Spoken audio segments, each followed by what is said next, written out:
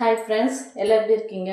இன்றைக்கி என்ன வீடியோன்னு பார்த்தீங்கன்னா, நான் வீட்டில் ஆயில் ரெடி பண்ணேன் இல்லைங்களா. இப்போ அதில் இருக்கிற அந்த தையெல்லாம் இப்படி இருக்குதுல்ல, இதை நான் செடிக்கு போட போகிறேன். நம்ம ஹேர் எப்படி வளருதோ அந்த மாதிரி செடியும் நல்லா ஹெல்த்தியாக நல்லா நிறைய பூ வர மாதிரி அது பூ பூக்கும். இந்த பாருங்கள்,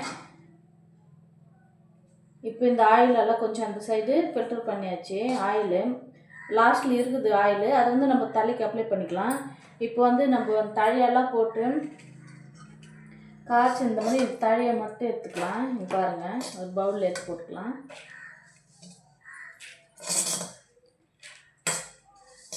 ஏன்னா இது வேஸ்ட்டாக போகக்கூடாதுல்ல. நம்ம ஹேர் எப்படி வளருதோ அது மாதிரி செடியும் வளர்ந்து நல்லா பூ பூக்கும். இது வேஸ்ட் பண்ணாமல் செடிக்கு உரமாக போடலாம்.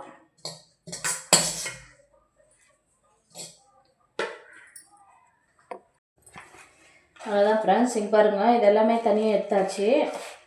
இப்போ செடிக்கு இப்போ இது போட்டுட்டு தண்ணி ஊற்றலாம். இங்கே பாருங்கள்,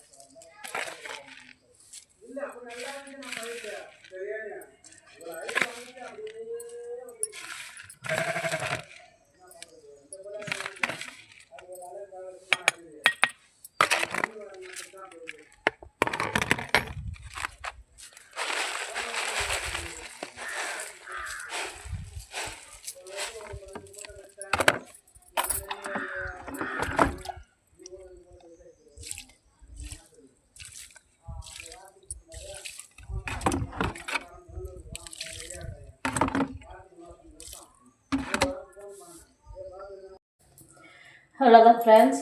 நான் அந்த செடிக்கு அது இப்போ உரமாக போட்டதை பார்த்தீங்க. நீங்களும் அந்த மாதிரி ஆயில் காய்ச்சிட்டு அது வேஸ்ட் ஆக்காமல் நீங்கள் செடிக்கு போட்டு பாருங்கள். பூ பூக்கிற செடிங்களுக்கு போடுங்க. நம்ம ஹேர் எப்படி வளருதோ அது மாதிரி செடியும் வளர்ந்து நல்லா பூ கொடுக்கும்.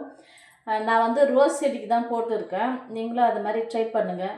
அது உரம் மாதிரி தான். அது எல்லாமே நல்லா போயிடுச்சு. இதில் இரும்பு சத்து இருக்கிறதுனால நல்ல ரிசல்ட் கொடுக்கும். ஹேருக்கு ரிசல்ட் கொடுக்குற மாதிரி செடியும் நல்லா வளர்ந்து பூ நிறைய பூக்கும். நான் ஆல்ரெடி அதுக்கு போட்டிருக்கேன். நிறைய ஒரே ஒன் டைம் பூத்துச்சுன்னா 40 ஃப்ளவர் அதில் வருது, ரோஸு. அதனால் நான் நான் கண்டினியூ பண்ணியிருக்கேன். அதே மாதிரி நம்ம சிக்கன் நான் அந்த தண்ணி ஊற்றினா கூட பூ நல்லா பூக்கும். இந்த மாதிரி ஐட்டம்களை நீங்கள் செடிக்கு போட்டு பாருங்கள் ஃப்ரெண்ட்ஸ். அவ்வளோதான் ஃப்ரெண்ட்ஸ், இந்த வீடியோ உங்களுக்கு பிடிச்சிருந்தால் லைக் பண்ணுங்கள், ஷேர் பண்ணுங்கள், கமெண்ட் பண்ணுங்கள்.